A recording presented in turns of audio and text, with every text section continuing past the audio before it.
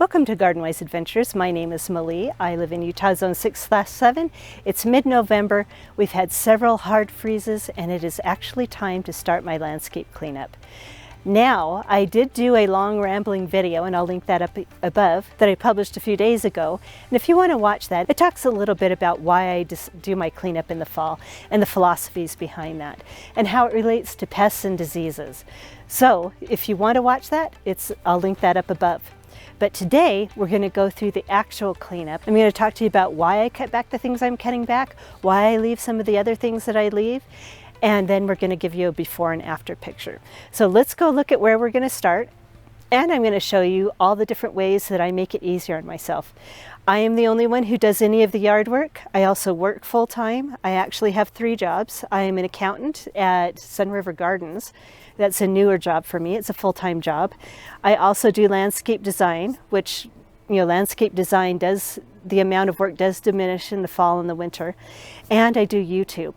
So I'm constantly working, but I always need to have time for my landscape, and I need to make it easy enough so that during that small amount of time I have to work on my landscape, it's very efficient. So I'm going to talk to you about how I make it more efficient and how I'm able to take care of everything and still work more than full-time. So the first thing that I want to show you is my setup. I have my garbage can here because there are plants, and we'll go over which plants I throw in the garbage. There are plants that I do throw in the garbage for very specific purposes. I have my wheelbarrow here that's poised and ready to go up my hill. Matter of fact, I probably need to move it past that tree so I don't have to brush past that tree every time that I go up the hill.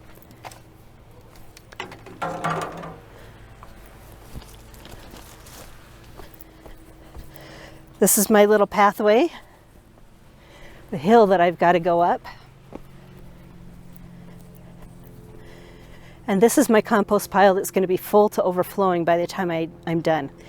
Now, this is not the day that we're going to be doing leaf cleanup. We still have all the leaves on the trees. That'll be coming later as soon as all the leaves are on the ground. To clean up leaves, I wait until all the leaves are down, so I only have to do it once. And then these compost piles, we'll layer the leaves with the garden waste, and they'll be full almost as tall as that fence. Now, last year when I did my cleanup, when I finished it, it was almost to the top of that fence, and now this is what is left. This is beautiful, beautiful compost. So we're going to do a compost video another time, leaf cleanup video another time. Right now we're going to talk about the plants that need to be cut back. So this is the south side of my property. We're going to start on the south side. I always try to work in sections so that it's a lot easier. I love seeing one section done. It gives me motivation to move to the next section. This is another area that we're going to clean up. Very little to clean up in here. And then we've got all of this to clean up. Now, it may look a little overwhelming, but I've been very careful, especially this year, because I have my new full-time job, to clean up as much as I can as it needs cleaning up. For example,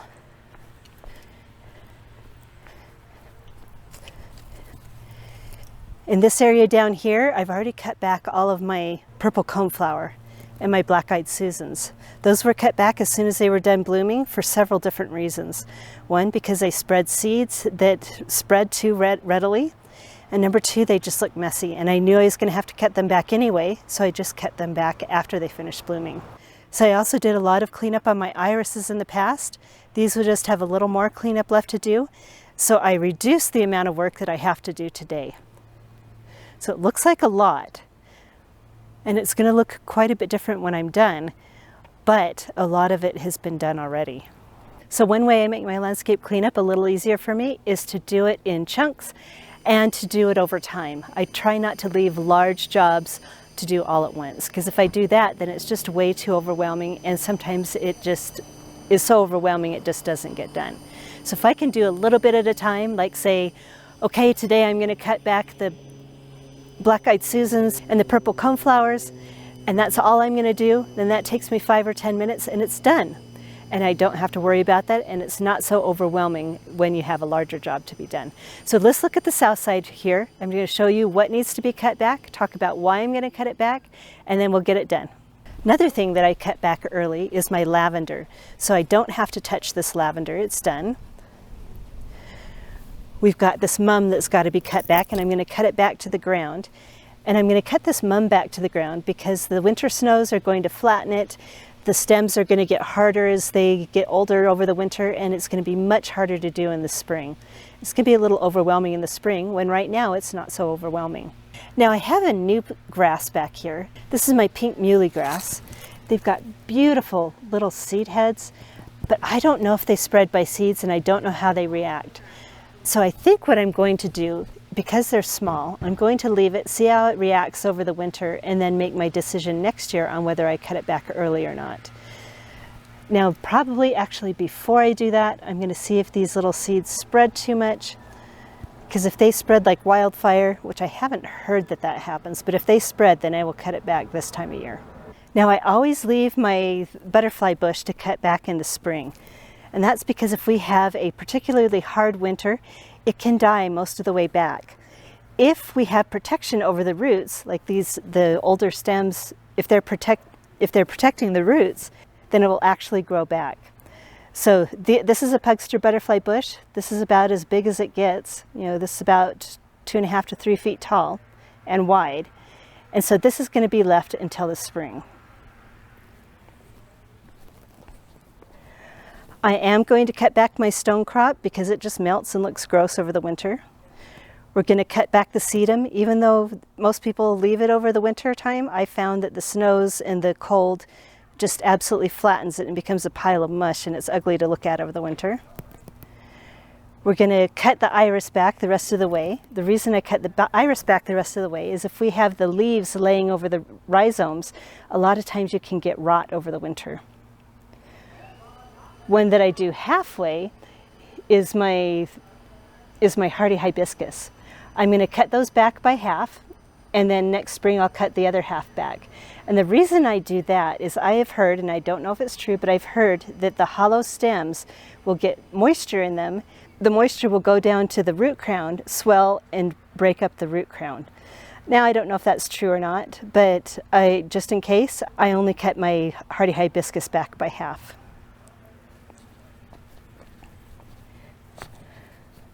This is a Glow Girl spirea, and one reason I love Glow Girl spirea is it doesn't need to be pruned back at all. Matter of fact, it would be harmful to it to prune it back. This plant right here was planted in another area of my yard in 2008. So it's an old plant. This is as big as it's gotten. It did go through a little bit of transplant shock 5 years ago when I moved it over here. But this is about as big as they get. This is the shape that they get, and they don't need to be touched. And the same is true for my Little Devil Nine Bark. Now, there are times where you have to cut back Little Devil Nine Bark, and the best thing to do is just cut them back to the ground. This one was cut back to the ground earlier this spring because I had a lot of dead in it.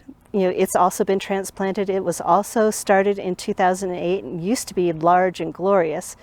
But through all the transplants it's gone through, it's just really not very big right now, but it's a beautiful shape and I absolutely love it.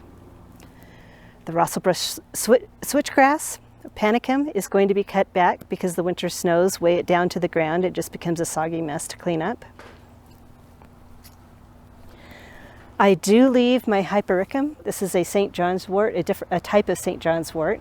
I leave this up over the winter because it just seems to protect the roots. I think it's semi-hardy in my area. And it's got strong enough stems that the winter snows do not flatten it to the ground, and it's just as easy to clean up in the spring as it is in the fall, and I have not noticed the seeds spreading at all.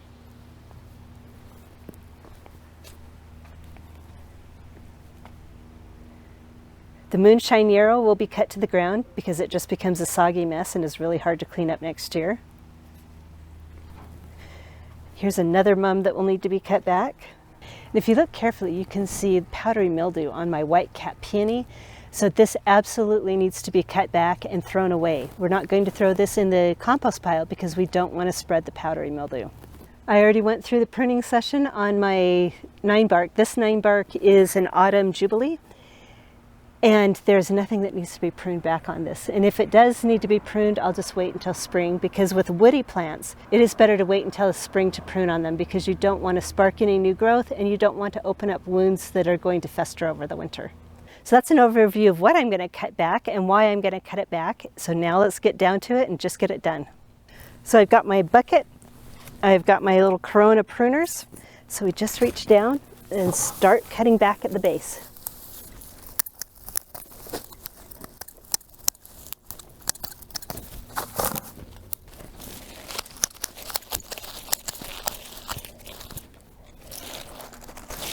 So now this is finished.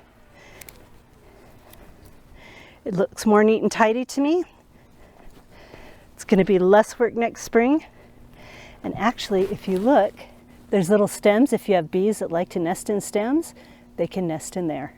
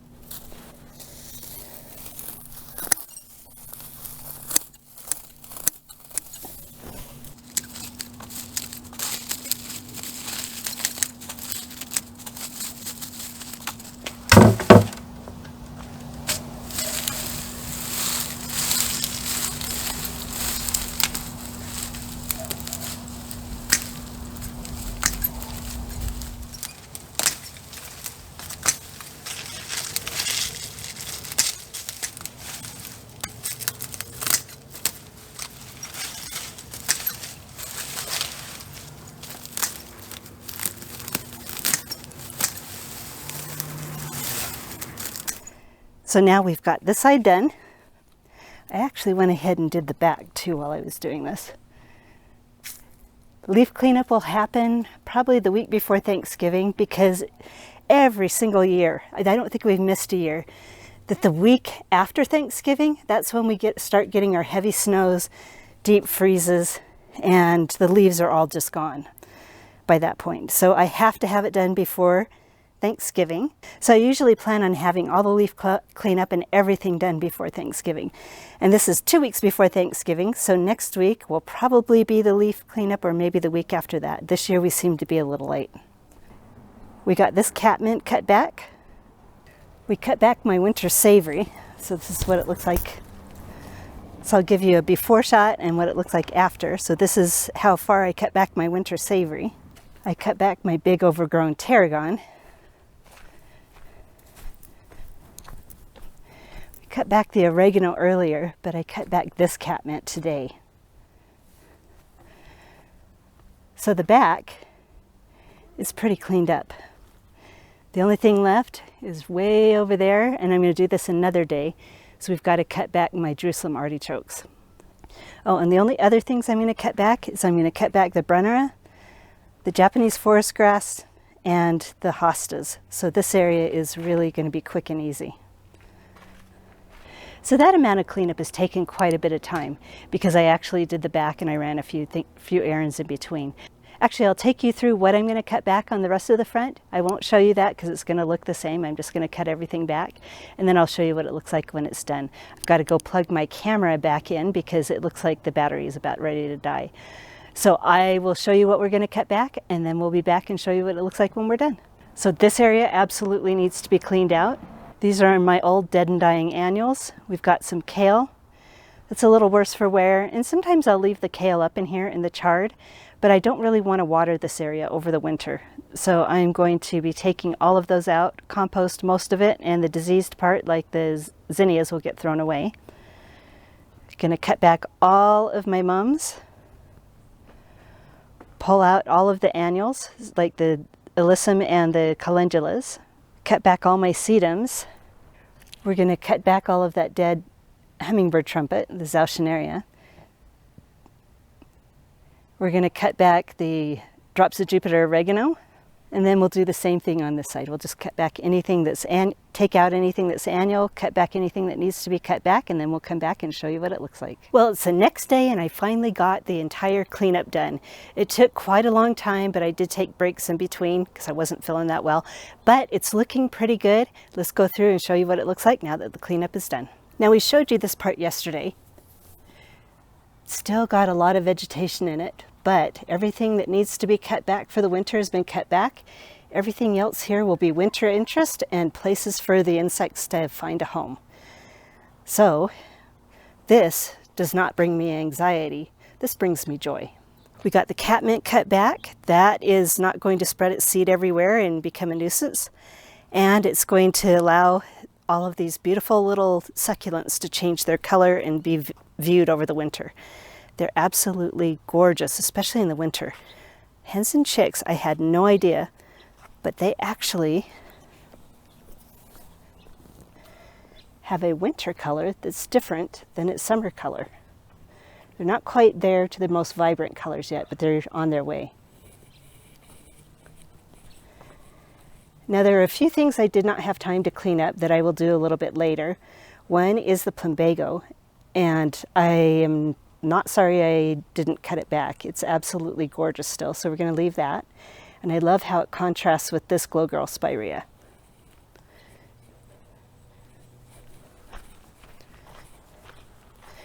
Here's another area I did not have a chance to clean up, and also my trash can is full. Like I said, the zinnias have powdery mildew on them, and they need to go in the trash. The cosmos spread their seeds wildly, and I don't want seeds of cosmos, so those also need to go in the trash. But I will put the kale in the compost pile when I'm ready. We did get all the alyssum cleaned up. Now you can see my, I think it's a thundercloud honeysuckle, thunderbox. Oh, it's a box honeysuckle, and I think the name is thundercloud. And this is semi-evergreen. If the winters stay mild, it stays evergreen, and I think it's got a gorgeous shape. They're finally coming into their own. We've got one right here and one right here. We won't be cutting back the germander because it stays evergreen over the winter. This right here is a Rocky Mountain penstemon, and once it gets cold enough, that will actually go dormant.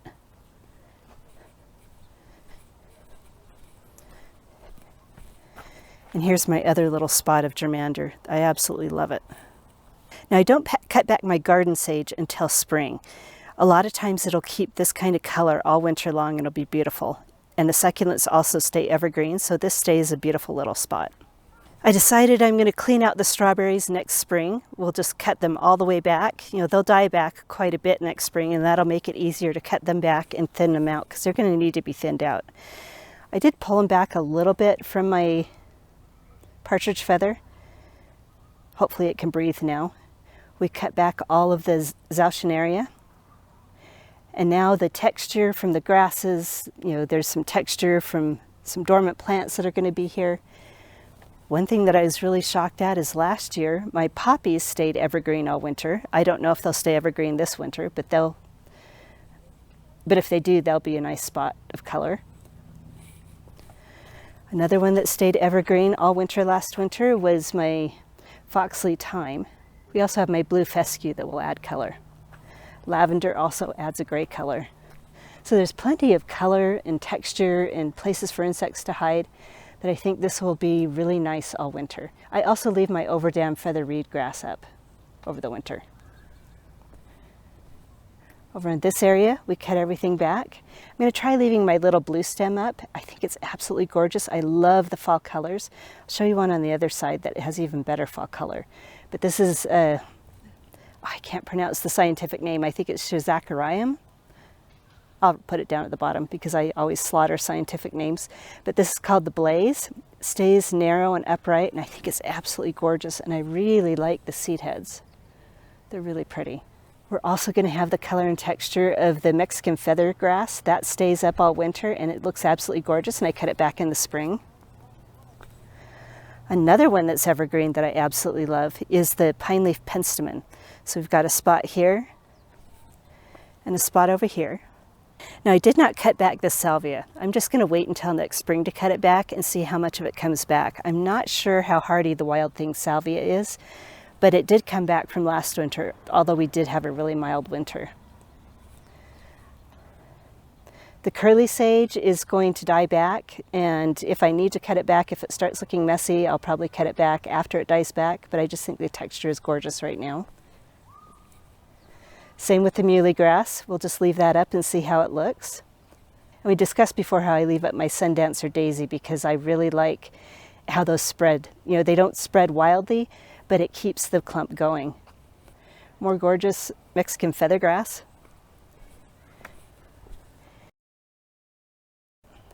Here's another little blue stem. This one is also Blaze, but look at the color of it. This is the first year I've had these plants, and I absolutely am in love with them. I probably want to get some more.